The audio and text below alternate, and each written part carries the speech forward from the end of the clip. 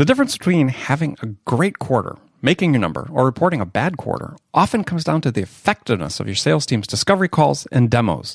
But how do you make sure your reps are doing the right things on their calls in order to finish the quarter strong? Well, introducing Gong.io, the #1 conversation intelligence platform for B2B sales teams. Gong helps you ensure your reps are doing deep discovery calls and crisp sales demos by recording, transcribing, and analyzing their calls. And Gong allows you to understand how well your playbook is being followed and analyze how well it's working so you can constantly move the needle on your win rates.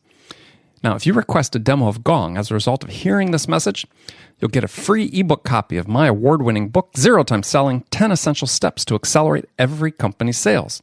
So go to gong.io/accelerate to request your no-obligation demo and get your copy of my award-winning book, Zero Time Selling. Again, that's gong.io/accelerate, gong.io/accelerate. So go there now and come back and enjoy today's episode.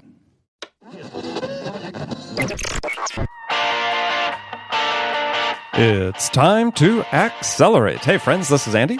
Welcome to episode 527 of Accelerate, the sales podcast of record, where I hold in-depth conversations with today's leading experts in sales, marketing, and leadership 6 days a week. Joining me on the show for the first time is Randy Gage.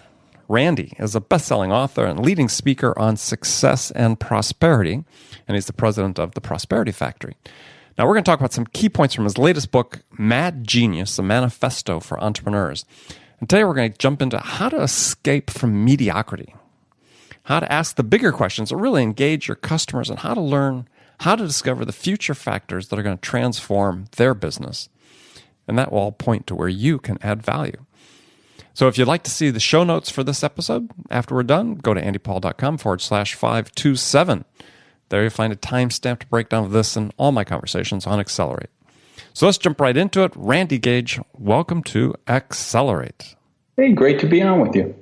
Well, pleasure to have you on the show. So a couple sort of standard questions I ask my guests right at the beginning, and we have largely a sales entrepreneurial audience. So you work with a lot of companies. I mean, what, in your mind today, what's the single biggest challenge facing sales professionals? For sales professionals, it's still going to be the timeless one of the mind game. That 80% of everything from hitting a fastball to climbing a mountain to making a sale is still mental and having the right mindset. And selling is a very rewarding profession in so many ways and can offer so many unique rewards. And it's going to offer some resistance and some rejection and some... You bet. Yeah. And it's having, I think for people, it's having their mind right of going out, knowing the value of what they have, not taking things personally, and looking for opportunities. As I always talk in the book throughout it, can you solve problems and can you add value? Right. And if salespeople go out there with that mindset, well, that's a big, big difference. Well, that's sort of fascinating. And as we're using sort of point of departure in our discussion here today is a line in your book, which sort of counterintuitive, but obvious once you really sat and thought about it, is you said if you ask 100 people what the opposite of success is, 99 will probably answer failure. But as you said, that's really the big lie. That's not the right answer. Right. So tell people what the answer is. What's the opposite of success? Yeah, because the opposite of success is mediocrity. Yeah. And what people need to realize is that failure is part of the success process, that you don't have success without failure baked in the cake somewhere along the way. And sales, marketing, any kind of entrepreneurship, we're going to test, we're going to track, we're going to modify. And we're not going to, every product launch is not going to be a success. And every call we make is not going to be a sale. And every presentation or approach or marketing material we create is not going to be a grand slam.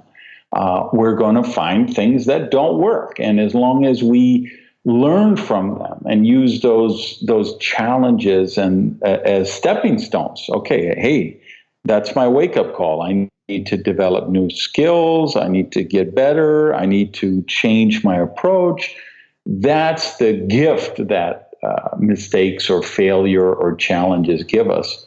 And that's a big thing for sales and sellers, people who sell and market and entrepreneurs in general. But it seems like to me that I see it seems like a lot of companies sort of almost reward mediocrity. That's true. I would agree with you. I think a lot of companies do reward mediocrity. Because they don't set expectations for growth, nor do they prioritize developing their employees. I agree. And because I think political parties accept mediocrity and sports teams accept mediocrity, and every aspect of our society today it creates that, because in Australia, they call it the tall poppy syndrome, right. Which is, if you're the tallest flower, you're the first one that's going to get cut. So, right. Get in your cubicle, hunker down, keep your head below the line, and, don't get noticed, and you're safer. And of course, the whole premise of my book before Mad Genius was called Risky is the New Safe. And because I think the companies and the people who play it safe, they're the ones that end up being roadkill, because the market is changing too fast now. There's so much disruption, so much change. If you're playing it safe, you can't just say, well, we're going to be nimble. No, everybody's nimble. Okay. That doesn't work anymore. The thing I'm really stressing in the Mad Genius book is you need to be able to look around the corner and see what you think is going to happen. And going back to that premise of, okay, how can I help solve problems? How can I add value?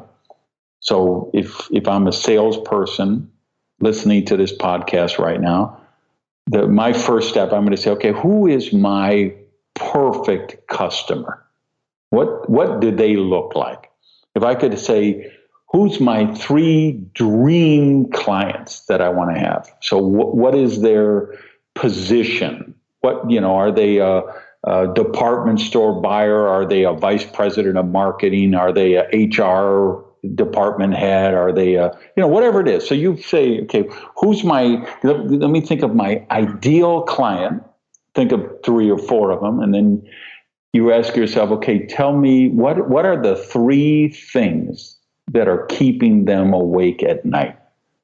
Because if you know what those 3 things are, you will never have a problem making sales, as long as you can somehow add value to the process of how they handle those 3 things. You can show them how to do it faster, how to make it easier, how to do it for less money, whatever, or you solve problems. So if you can help solve those problems or add value to those challenges, then you're not a salesman. You're not cold calling. You're not begging people to buy something from you. You're a partner instead of a vendor. Right. You're a partner to the success of what they want to accomplish, and they will love to meet you for lunch. They will love to see you coming in because they know you're bringing value to them. Well, let's talk a little bit about the journey to make that happen, because you talk about the importance of understanding where you live, and you sort of, by that you mean, which you have 4 groupings. You set up: mediocre, good, great, and mad genius. And so understanding what neighborhood you're in is the journey really starts with have to be brutally honest with yourself, or have some sort of resource that you trust that will be brutally honest with you, so you understand where you're starting. Yeah, if you have 2 or 3 people in your life who will tell you the truth, then you got a shot to be in the top 2%. You have a shot to be world class. You have a shot to be mad genius. But most people don't have that, because most people surround themselves with people who give them permission to stay the way they are. And say, yeah, you never had a chance at that. You're too old for that. You're not old enough for that. You were born on the wrong side of the track. You got to have connections for that. You need a degree for that. And we love to have people around us who tell us why things are not our fault, right? But that's not what's going to cause us to break through. That's not what's going to cause us to grow. We need at least a couple people who love us enough to tell us the truth, and love us enough to challenge us. And so I've always sought out those relationships of people that I can tell them the truth, and I know they're going to tell me the truth. And when you can mastermind and brainstorm with people like that, it's a whole different world for you, whole different world. Yeah, as I was thinking about these four areas you lined out, the mediocre, the good, the great, I actually thought the most dangerous one was the good. And for the reasons we talked about before, is that's the area where people have achieved something and then become self-satisfied and stop questing at that point. They start they start protecting. And I think for people listening to this podcast is a little bit of success is dangerous if you don't keep building on it. My comfort zones are so comfortable. Right? That's why we call them comfort zones. The problem is nothing ever grows there. Yeah, they're deserts. They're deserts. So you identified really one of the challenges then for leaders and for individuals, because we have both leaders, individuals, the contributors that listen to the show is escaping the mediocre, creating this culture of leadership. And you have this interesting formula, like the 20-70-10 formula. Why don't you tell people a little bit about that and how that applies to them? Well, in other words, if I go back to my experience of running a restaurant, I was a minimum wage dishwasher, and then I was a cook, and then a waiter and busboy, and worked my way up, right? What type of restaurant? A pancake house. I started in a pancake house, and then I was a manager for Pizza Hut. I was a manager for Howard Johnson's. Hojo's, wow. Yeah, back in the day. 37 flavors. I think it was 33, wasn't it? I have no idea. It was that long ago. I can't remember. But yeah, whatever it was. Right. And so there's an industry with a 200% annual turnover. And you probably have sales managers listening to this podcast that wish they could get their turnover down to 200% annual. In some cases, right? Yeah. And whether, maybe it's a timeshare thing or a car lot or something like they might have a 300% turnover, right? Mm-hmm. There's people listening to this that do, right? And we like to think, okay, I can change them. I can, create a structure. And that's true. That's our job as if you're a sales manager, a sales leader, a leader of any kind. But that formula that you're talking about, I'm saying that most of the people, by the time you got them, they already are kind of somewhere on that scale. In other words, there's 10% of a group, they're just natural leaders. They want to learn. They want to do better. They want extra projects so they can learn and grow, and they want to be challenged. And if let's say you're running a beauty salon or a retail store or something, and they work for you, and you leave $1,000 laying outside, laying in the desk by mistake, they're going to say, hey, did you see you left this money here on the desk? And they wouldn't even think of stealing it, right? Mm-hmm. And then you got 20% of the people, they're thinking, how can I do less? How can I get, hang out in the cubicle? How can I get unemployment? How can I rip them off? Those are the ones I had in the restaurant that were carrying out boxes of steaks out of the walk-in cooler late at night, right? That was determined before I ever got them. So you're not going to change those people, and you're not going to change in either extreme. Right. But it's that big group in the middle. They're the ones, if you create the right environment for them, they're the ones who could go either way. And if you create the right environment, they can produce at dramatically higher levels and really become important parts of your team. And your job for them can be an important, empowering thing in their life. So as a leader, how do you set that culture? Well, the magic word you just said was culture. It's all about creating culture. It's not rules and guidelines. It's culture where people understand this is what's expected in this organization. This is how we operate when challenges. So in other words, there's companies that have a big red button, right? That anybody in the company could hit this emergency button. So that means, hey, my boss is hitting on me. I've got sexual harassment. They go and hit that button, and they know they're going to be safe to hit that button. Or they're a foreman on the assembly line, and they're saying, hey, I got a boss pushing me to get this product out because they need to ship on Wednesday, and I think this product is defective, and I think it poses a danger to the people who buy it. So I'm going to go and push that red button, right? That's a culture, right? I forget, I don't know if it was Tom Peters and or maybe the Good to Great book, but I think it was Tom Peters, the story of the FedEx guy who, rented a helicopter to go pick up the packages that in some, I don't know, snowstorm or calamity or natural disaster, where he didn't get fired, where they said, hey, that's initiative. He knew we absolutely guarantee that package is going to be there the next day, so we do whatever we got to do to meet our commitment. The companies who have the policies where Ritz-Carlton or companies like that say, hey, you don't have to ask. You do what you have to do to make that client happy. If you got to comp their presidential suite at $4,000, then that's what you do. If you got to buy them dinner, if you got to, whatever, make the customer happy. That's a culture, right? You create that. You create a culture of, hey, we know there's bugs in this software, but we need to ship it anyway. Well, that's a culture. Culture of, we're exploiting our people and we're overworking them and we're not really paying them overtime like we're supposed to because, we nudge and wink and, we create, hey, that's a culture.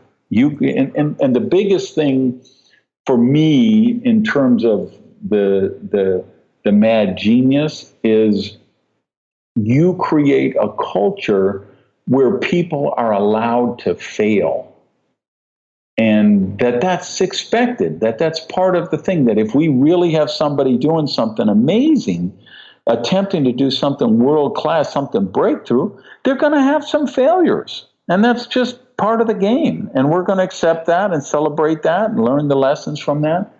But if you create a culture where people are not allowed to make mistakes, where people are not allowed to be wrong, then they're not going to go after those really amazing accounts. They're not going to go for that, creating that breakthrough proposal that could bring in $30 million worth of business, because they think if I put this out there and then I go out and I don't make the sale and the deal doesn't close, then look at the internal politics I'm going to have to face, and I'm going to have the scarlet letter on me, and going to reduce. But we see this. We see this increasingly in sales, especially some with the advent of a lot of the sales technology tools that have come to bear. Is there's this greater transparency into the activity level of sales professionals. So they're being held to account to doing quantity of things as opposed to quality of things, oftentimes. And that's the mediocrity factory right there. Right there. And they don't feel that they can, when I came up in sales, we were given a process, but almost none of us followed it because we tried to find what worked for us. But now we seem to be taking away a lot of the latitude from a lot of our sales professionals, and they don't feel that they can, develop this unique identity, unique set of skills, their own leadership, attributes, if you would, because they're so tightly constrained by the process. Right, because we got a mobile app that tells us they only made 17 calls that week instead of 20. Mm-hmm. Or 17 calls that day instead of 20. And maybe they only made one call, but it was with somebody that could produce a $30 million account, right? Or a $50 million account, or become a customer for the next 40 years of solid, great client you would want to have. And they don't have the latitude to do that. So that's when I talk about creating culture. It's vital to create that safe space for creative people to be brilliant. Yeah, I mean, and you talk about it in the book, which I really like, is this perspective of business as art. Mm-hmm.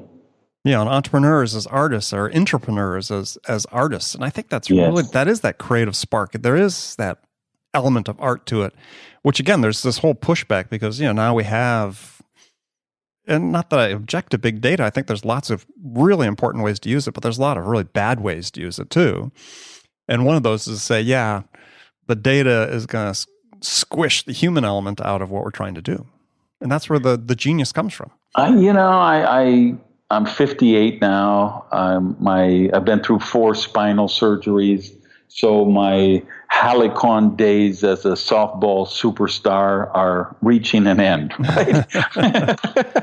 So I called the league. I said, listen, I'm in so much pain after I play. I'm going to retire. Find me a beginning team that needs a coach, that needs training, how to hit, how to throw, how to run the base. Let me take over a beginning team and share this knowledge that I've learned. And right, so I'm coaching this.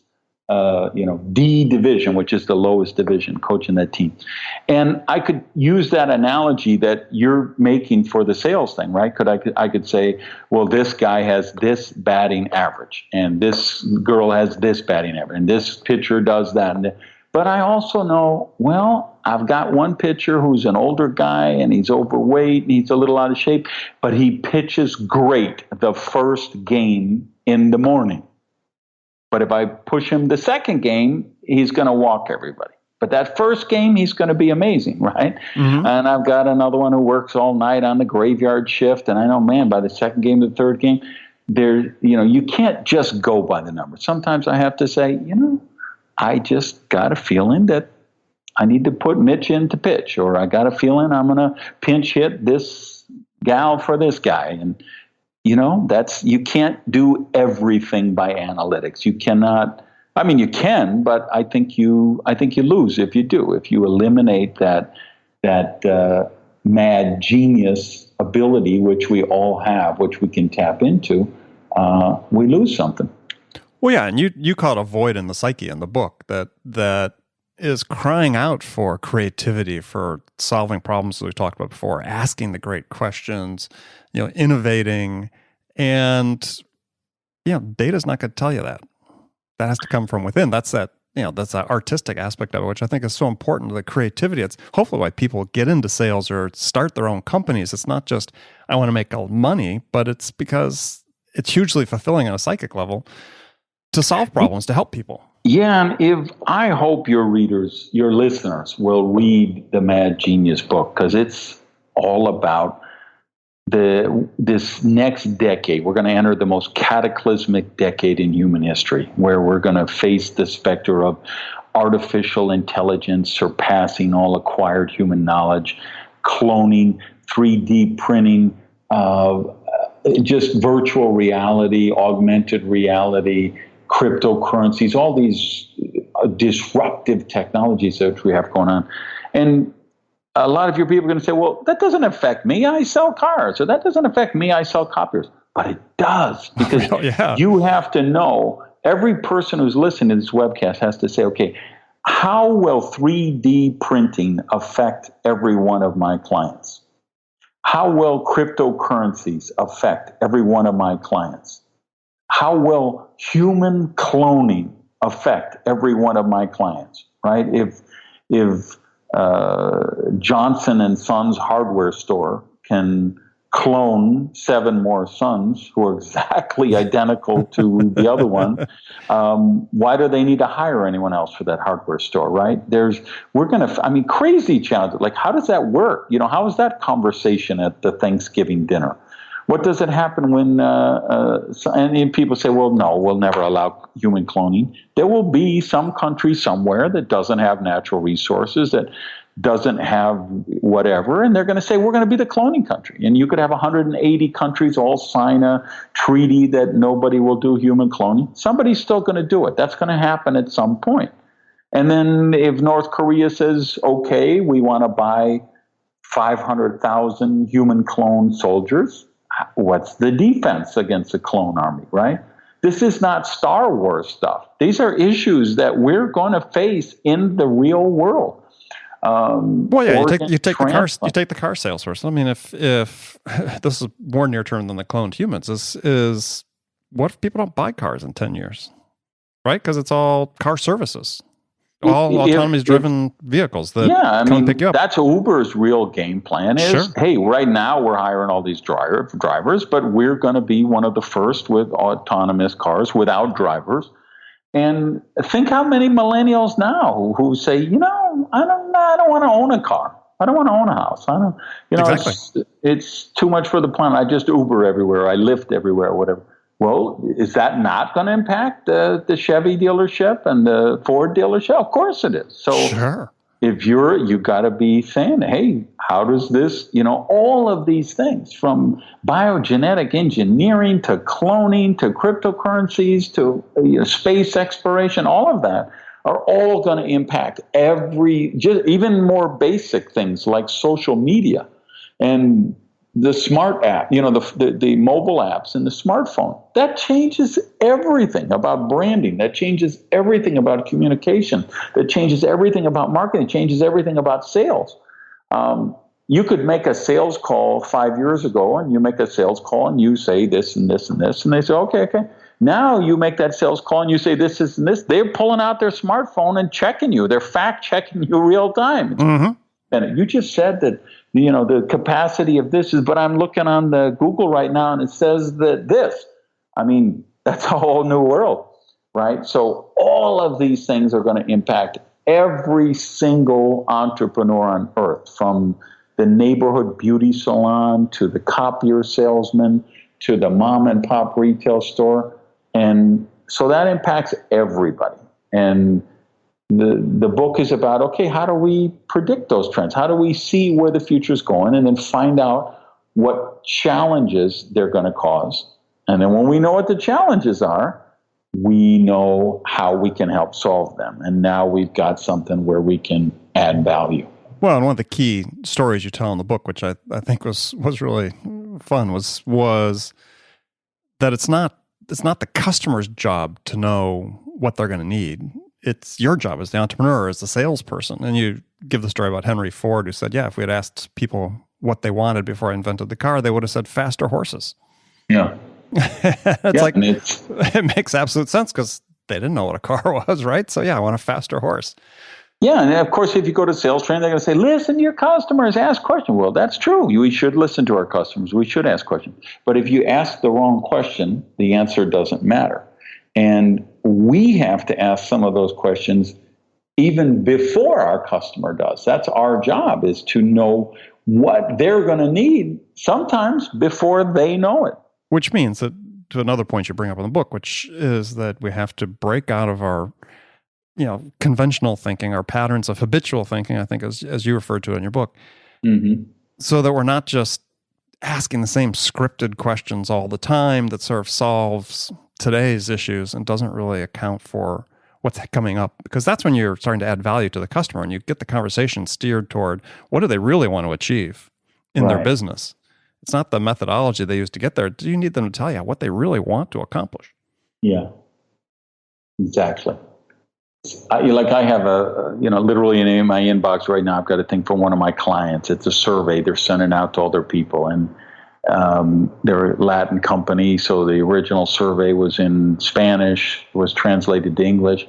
And it's not conversational. It doesn't make any sense. And this survey will give them no usable data whatsoever. But there's a vice president somewhere in an office who's justifying their salary, and they're going to say, yes, we did research, and we spoke to our customers, and we found this and this. But if I read these questions, I say, these are so ambiguous, nobody's going to understand at all what you're asking, so the answers they're going to give you are worthless. But if you don't have somebody who's really caring about the right result, then the question's irrelevant. So last question for you is so how do you work with people to get them to, break through this habitual thinking, this, in the box thinking, and develop a little bit broader worldview? Well, that's why I wrote the book. It's a manifesto for entrepreneurs. And because you've read it, that middle section where I'm showing the smart appliances and the refrigerators that automatically reorder the soda and the biogenetic engineering and the virtual reality sex and all of these, artificial intelligence and all of these things, so that it shocks the system of people because they think, this is Star Trek stuff for 100 years from now. And they don't understand. No, we're entering the most cataclysmic change in human history will take place over the next decade. So the idea of the book is to kind of shock them into opening their eyes and saying, wow, I need to look at the world through a much, much bigger window than I've been doing up to this point.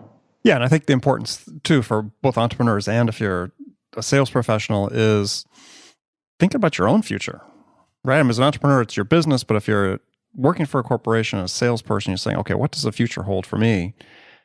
Yeah, book becomes important. It's well worth the read as Mad Genius because, start thinking about how you position yourself going forward. It's always going to come back to adding value, solving problems. And that's kind of the underlying theme through the book. And for salespeople, that is what you got to do. Absolutely. All right, well, Randy, thanks for joining me today. So tell folks how they can find out more about you, where they can learn more about Mad Genius and connect with you. So it's randygage.com, Gage, and I'm on Twitter, Facebook, YouTube, Instagram. You can find me anywhere. Books are all on Amazon and, any reputable reseller.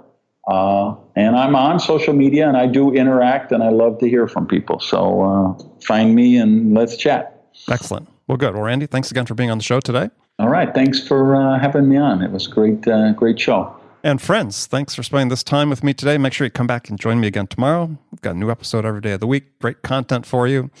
Until then, if you get a chance, go to iTunes, subscribe to this show. If you haven't done so already, leave a review. We really appreciate your feedback. So thanks again for joining me. Until next time, this is Andy Paul. Good selling, everyone.